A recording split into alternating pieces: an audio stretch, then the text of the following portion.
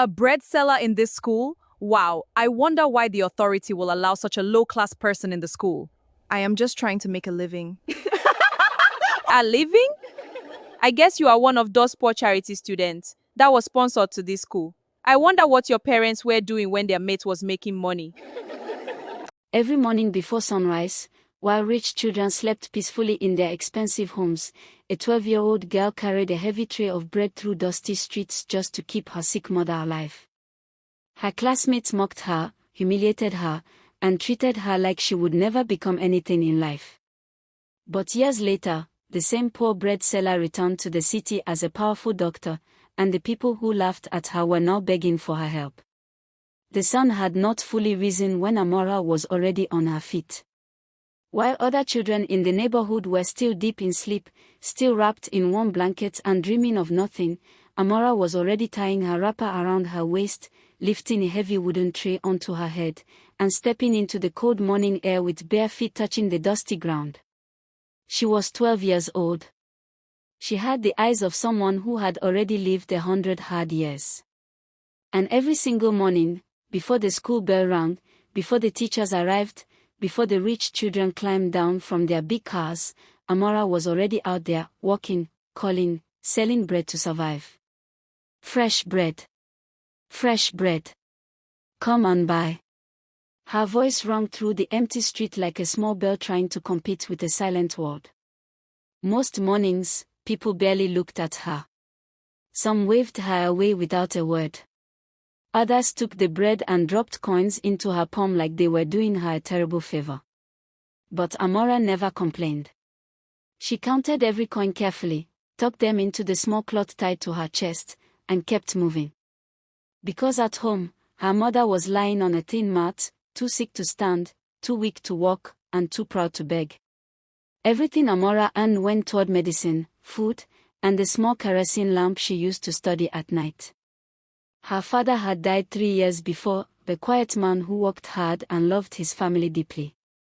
When he died, he left behind nothing but love and debt. The landlord came. The relatives disappeared. The neighbors stopped visiting. And suddenly, Amara and her mother, Mama Grace, were completely alone in a world that did not seem to care whether they lived or died. Mama Grace tried to walk, but her body gave out under the weight of grief and poverty. The sickness crept in slowly. First it was the cough, then the swollen legs, then the long days when she could not even lift her head from the mat. Amara watched all of this. She was 12, but she carried the weight of a grown woman. Yet despite all of it, Amara went to school every day. She had earned a scholarship because her grades were simply too brilliant to ignore. Her teachers said she had a gift. Her principal once told her quietly, "Amara, your brain is not ordinary." And she believed it, not with pride, but with purpose. She studied every night under the kerosene lamp until her eyes burned and her fingers cramped. She told herself that school was not a luxury. It was her only way out. It was the only rope she could climb. And so every morning, she sold bread. Every night, she studied. And every day at school, she endured something that no child should ever have to endure. Before we begin this emotional story, please take a second to like this video, subscribe, and turn on the notification bell, because what this poor girl went through will break your heart. Broken heart. Vanessa Williams arrived at school every morning the way a queen enters a palace, loud, perfumed, and surrounded by followers. Her school bag was always the most expensive one. Her shoes were always spotless. Her hair was always freshly done, styled in big curls that bounced when she walked. Her father, Mr. Gerard Williams, was one of the wealthiest businessmen in the city. Her mother, Mrs. Beatrice Williams, was the kind of woman who believed money was the measure of a person's worth. And Vanessa had grown up hearing that message every single day of her life, that poor people were dirty, lazy, and beneath them. "You see that girl with the bread tray?" Vanessa said one morning to her friends, Melissa, Brenda, and Cynthia, as they watched Amara arrive at the school gate, tray balanced on her head and school bag hanging behind her. She comes to school smelling like market. Can you imagine? The four of them laughed. Melissa covered her nose dramatically. Brenda said something cruel about Amara's worn-out shoes. Cynthia laughed the loudest, always desperate to please Vanessa. And Amara heard every word. She lowered her tray, tied it behind the gate like she did every day, straightened her uniform, and walked into school with her head held high. But inside, something ached. Something always ached. Vanessa's hatred for Amara was not simple. It was layered with jealousy, and she knew it. Because no matter how many expensive things Vanessa owned, no matter how many people followed her around and laughed at her jokes, the teachers always praised Amara. Always. Amara scored the highest again. Amara, excellent work. Amara, you should consider medicine one day. Every compliment that landed on Amara felt like a slap to Vanessa's face. How could a bread seller, a poor nobody with old clothes and dusty feet, be smarter than her? It was not supposed to work that way. And so her hatred grew, fed by jealousy and the pride her mother had planted deep inside her. The cruelty never stopped. Vanessa spilled water on Amara's notes once and called it an accident. She laughed when Amara's shoe sole came apart during assembly. She told the whole class that Amara's lunch, a small ball of cold food wrapped in paper, smelled bad. She organized her friends to avoid sitting near Amara and whispered to others that being poor was contagious. Each day brought a new wound. And each day, Amara swallowed the pain, went home, checked on her mother, counted her coins, lit her lamp, and studied. She never fought back. Not once. Because Mama Grace had always told her, "Baby, never let pain turn your heart wicked." There was one person at school who never laughed. His name was Daniel, tall, quietly handsome, and the kind of boy who made people feel calm just by entering a room. Daniel came from a wealthy family too, but he had been raised completely differently. His father had told him as a young child, the size of a person's wallet has nothing to do with the size of their character. And Daniel had believed it. He watched people carefully. He noticed things others missed. And what he noticed about Amara made him deeply, quietly, respectfully admire her. He had seen her arrive at school with the bread tray before the gate opened. He had watched her study during lunch break while other students played. He had noticed how she helped a younger student with a mathematics problem even on a day when Vanessa had publicly humiliated her in front of the entire class. He had seen her cry once, just once, behind the school building when she thought nobody was watching. And in that moment, instead of looking away, he had quietly placed a meat pie on her bag and walked away before she could see who left it. He never told anyone. He never wanted credit. He just did not want her to be hungry that day. Vanessa noticed the way Daniel looked at Amara and it made something dark boil inside her. She had chased Daniel's attention for 2 full years. She had dressed for him, laughed louder around him, sent him messages through Melissa and Brenda. And he had remained polite but distant every single time. Yet somehow, he looked at a bread-selling scholarship girl like she was worth looking at. Vanessa could not understand it. She refused to understand it. So she punished Amara harder for it, mocking her more publicly, organizing new humiliations, telling people terrible things about her background. But Daniel only pulled further from Vanessa with each cruelty she showed. One afternoon, when Amara was sitting under the tree eating her small lunch alone, Daniel walked over and sat beside her. Not dramatically. Not loudly. He just sat. Amara looked up, startled and guarded. "Your answer in class today," he said simply, "was the smartest one I've ever heard from a student." Amara stared at him. Then she looked back at her food. "You don't have to say that," she said quietly. "I know I don't," he replied. And then they sat in silence for a while, a comfortable silence that felt strange and new to Amara, because for the first time in a long time, someone was simply present beside her without wanting something, without laughing, without pitying her. It was a small moment. But for Amara, it stayed. The day the hospital broke Amara was a Tuesday. Mama Grace had fainted in the night, and Amara had dragged her to the nearest hospital before sunrise, holding her mother's limp hand and whispering, "Hold on, Mama, please hold on." She had borrowed money from a neighbor for the bus fare. She arrived at the hospital trembling and sweating, her heart hammering against her ribs. She walked to the desk and explained desperately that her mother needed help immediately. The nurse behind the counter looked her up and down slowly. Then the nurse looked at the state of their clothes. Then she turned back to her register. "Do you have money for registration?" the nurse asked flatly, as if Amara had not just said her mother was unconscious. I have some," Amara whispered, opening her cloth and counting out everything she had. It was not enough. The nurse shook her head without even looking up. "Come back when you have the full amount." Amara stood frozen. Behind her, she could hear a wealthy family being rushed through immediately, nurses suddenly alive and attentive, calling for doctors, pulling curtains back. All because they carried money. Meanwhile, Mama Grace sat slumped in a plastic chair, barely breathing, while her 12-year-old daughter begged with every coin she owned. They waited for 4 hours.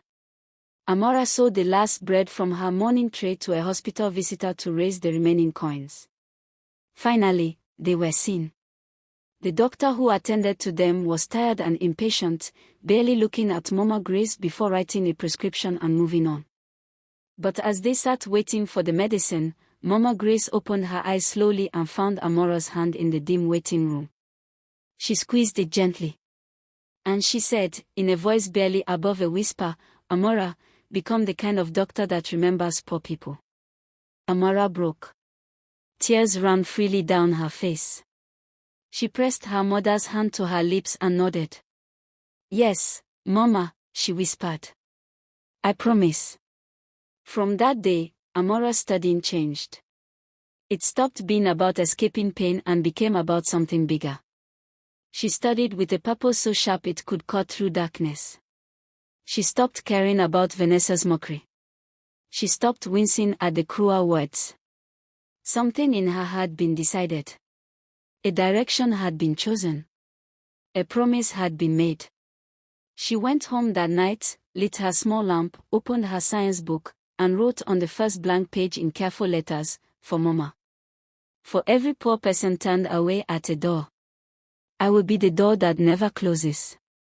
Then she studied until the lamp ran dry. The seasons changed and the cruelty continued, but Amara's grades only climbed higher. Then came the morning Mama Grace could no longer stand at all. Amara came home from school one afternoon and found her mother lying very still on the mat, her breathing slow and shallow, her lips dry, her fingers cold. Amara knelt beside her and took her hands. "Mama," she called softly. Mama Grace opened her eyes with great effort. She smiled, a small, weak, beautiful smile. "My doctor," she whispered. "My doctor is almost ready." The days after that were the hardest Amara had ever lived. She did everything: cooked, cleaned, sold bread, went to school, studied, begged neighbors for help, carried water, changed clothes, prayed. She did not sleep more than 2 hours some nights. Daniel found out from a teacher and began leaving small bags of food at the school gate for her without saying anything. Once, he quietly paid the neighbor who had been helping watch Mama Grace during school hours. He never told Amara directly. He just made sure she did not fall apart while she was trying to hold everything together. But God does not always answer prayers the way we want Him to. 3 weeks later, on a quiet evening when the wind was soft and the sky had turned a deep orange, Mama Grace took a long slow breath, and did not take another. Amara was holding her hand when it happened. She felt the exact moment her mother left. She did not scream. She did not move for a long time. She just sat there in the fading light, holding her mother's still, warm hand, rocking very gently, whispering, "Mama, I won't break. I won't break. I promise you I won't break." The burial was small. Only a few neighbors came. No relatives arrived. There was no feast, no music, no celebration of life, just a simple wooden box and a small headstone, and Amara standing alone in a black dress that was slightly too big for her, staring at the earth that now held her entire heart. Vanessa heard about it at school and made a terrible joke that Amara had one less problem to worry about now. Some students laughed. Daniel did not laugh. He stood up from his seat, walked out of the classroom without a word, and came to the burial instead, standing quietly at the back, head bowed, saying nothing but being there. It was the kindest thing anyone had ever done for Amara. And she would never forget it. If you are still watching right now, then you already know Amara deserves better. Broken Heart, drop a comment below and tell me, do you think she should forgive Vanessa at the end? 6 months after Mama Grace was buried, an announcement was posted on the school notice board. An international scholarship, fully funded, covering medical school fees, accommodation, and living expenses abroad for exceptional students who could pass a rigorous examination and interview. The whole school buzzed. Rich students immediately began arranging extra tutors, private coaches, expensive study materials. Vanessa's father hired 3 professional teachers to prepare her. Students with connections pulled strings and gathered recommendations. Amara read the notice board quietly and walked home. That night, she sat under her lamp with her worn school textbooks, the same ones she had read so many times that certain pages had gone soft at the corners from her fingers. She did not have a tutor. She did not have extra materials. She had her notes, her memory, and the promise she had made at her mother's graveside. She studied every night for 3 months. She barely slept. She ate small, she prayed hard, and she worked with a focus that was almost frightening to watch. Teachers who passed her classroom late at night saw the light still on through the window. The examination day arrived cold and serious. Students sat in rows, pencils sharp, nervous energy filling the air. Vanessa sat in the front in a brand new uniform, having been coached for months. Amara sat near the back in her same washed uniform, her pencil slightly blunt at the tip, her heart completely steady. She read each question with care. She answered each one the way she had been answering questions her whole life, not with luck, but with knowledge built from years of hard, disciplined, painful study. When the paper was done, she placed her pencil down and closed her eyes for one moment. "Mama, I did my best." The results came 2 weeks later. The principal called the entire school into the assembly hall. He cleared his throat. He said this year's performance was remarkable. He said the scholarship board had been impressed. And then he called the name of the winner. Amara. The hall went completely silent. Then one teacher began to clap, slowly at first, then faster. Then another. Then several students joined. Vanessa did not clap. She sat rigid, her face tight, her perfectly manicured fingers clenched in her lap. Amara stood up, calm and straight, and walked to the front. She did not cry. She did not raise her hands. She simply looked out at the hall with quiet, unshakable eyes and said, "Thank you." Then she looked up at the ceiling for just 1 second, and anyone paying attention could see her lips moving silently. "We did it, Mama." Word spread through the school that day like fire through dry grass. The poor bread seller had beaten every rich student in the scholarship exam. She had beaten Vanessa, with her 3 tutors and expensive materials. She had beaten students whose parents had made phone calls and sent letters and used connections. Amara had done it alone, with old books and a kerosene lamp and a promise to a dead mother. Teachers congratulated her warmly. A few students who had quietly respected her came forward shyly. Daniel found her after the announcement and said only 3 words, "You earned it," and the warmth in his eyes said everything else he did not say aloud. But Vanessa was not finished. On Amara's last day at school before she traveled, Vanessa found her near the gate packing her tray, because even on that day, Amara had sold bread in the morning before saying goodbye to the only life she had ever known. Vanessa walked up with Melissa and Brenda flanking her like shadows. She looked Amara up and down slowly. "So you are really leaving," she said, her voice sweet and sharp like something poisoned with honey. "Don't be fooled, Amara. Poverty follows people. You can cross any ocean you want, but when you get there, they will still smell the bread on you." Amara did not flinch. She did not raise her voice. She looked at Vanessa for a long, quiet moment, long enough that Vanessa shifted slightly in her expensive shoes. Then Amara smiled, not a cruel smile, not a bitter smile, but a calm, full smile that came from somewhere deep. "Vanessa," she said softly, "I am not running from anything. I am running toward something. There is a difference." Then she lifted her tray, tucked her bag under her arm, and walked through the school gate without looking back. Melissa and Brenda exchanged a glance. Even they felt something in that moment, something that looked very much like shame. Amara left the country 3 days later. She had one bag. She had her scholarship papers.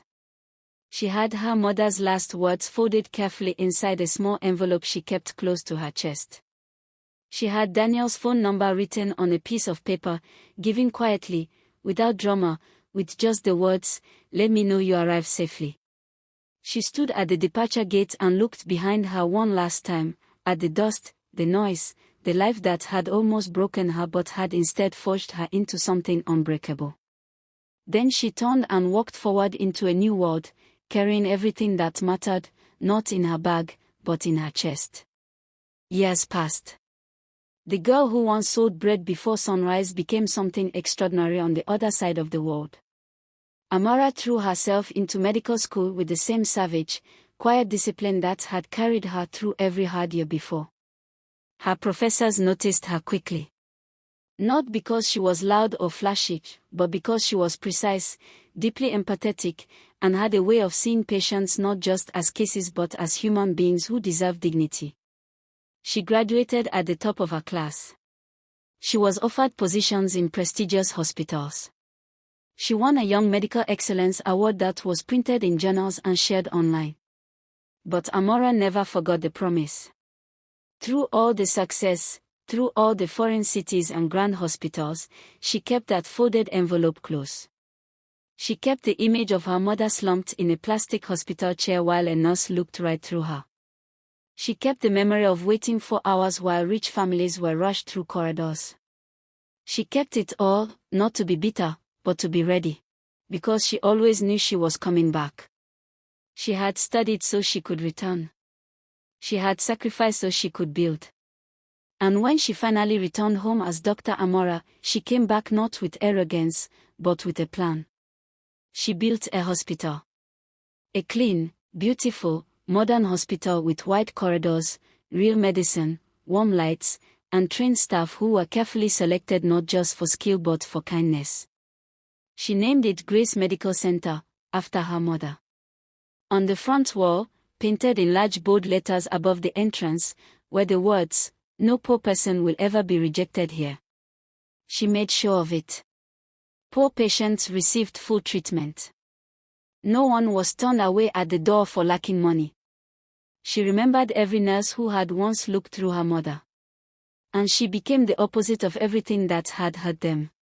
Word spread quickly about the new doctor and the new hospital. People talked about how Dr. Amara sat with patients personally, how she held the hands of frightened poor women who came in late at night, how she fired a receptionist who spoke rudely to a patient in dirty clothes. The city began to speak of her name not just with respect but with something close to reverence. And among the people who heard the name Dr. Amara whispered with admiration, was someone who had once told her that poverty would always follow her. The morning Vanessa walked into Grace Medical Center, she did not know who owned it. She came in quietly, which was unusual for a woman who had once moved through the world like she owned every room she entered. She was wearing clothes that were clean but plain. Her hair was tied back simply. Her eyes were red and slightly swollen. She looked like someone carrying a very heavy thing that she did not know how to put down. She gave her name to the receptionist and sat in the waiting room, the same kind of waiting room she had never had to sit in before. She waited. Like everyone else. The door opened. And Dr. Amara walked in. Dressed in a white coat, stethoscope around her neck, a calm authority in every step, her posture straight and her eyes warm and alert. She was elegant in a way that had nothing to do with expensive things. She was beautiful in a way that had nothing to do with effort. She glanced at her patient list, and then she looked up. Their eyes met. The room went very still. Vanessa's mouth opened. Then closed. Her eyes filled immediately. "Amara," she whispered. Dr. Amara studied her for one quiet moment. Then she said, simply, "Come in, Vanessa." What had happened to Vanessa was something no one could have predicted, and yet, looking back, many would say it had always been coming. The police had arrived at the Williams family mansion 6 months prior. Investigations had been ongoing for years, quietly, carefully, into Mr. Gerard Williams' business empire. And what they found beneath the polished surface was devastating. Fake medications sold to poor communities that were slowly poisoning people. Illegal drug trafficking networks running behind the name of his legitimate businesses. The scandal broke in every newspaper, every radio station, every television screen. Gerard Williams was arrested in front of his house in the early morning. His accounts were frozen. His properties were seized. And overnight, the Williams family went from untouchable royalty to the most pitied and condemned family in the city. Melissa had not returned Vanessa's calls. Brenda had publicly distanced herself. Cynthia had given an interview describing Vanessa as difficult and problematic. Every person who had once orbited Vanessa for her money had evaporated the moment the money vanished. Mrs. Beatrice, who had spent 20 years teaching her daughter that wealth was identity, now sat in a small rented room unable to understand how the world she had built on money had collapsed so completely.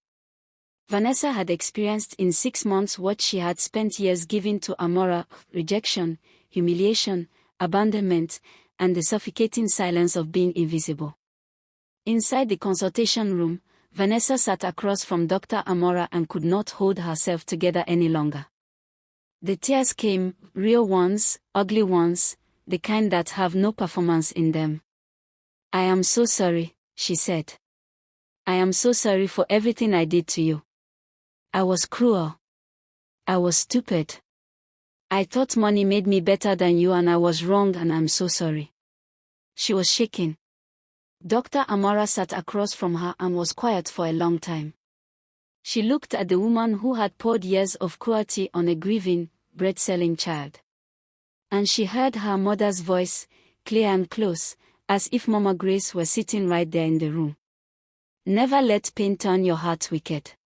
Amara leaned forward and handed Vanessa a glass of water. "I forgave you a long time ago," she said quietly.